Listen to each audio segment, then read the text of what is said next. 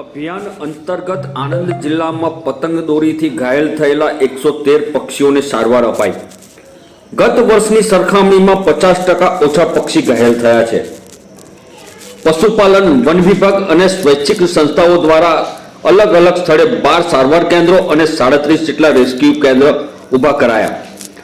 ઘાયલ પક્ષીઓની સારવાર માટે 31 ચિકિત્સક અધિકારી, પશુધન નિરીક્ષક ખડે પગે રહ્યા।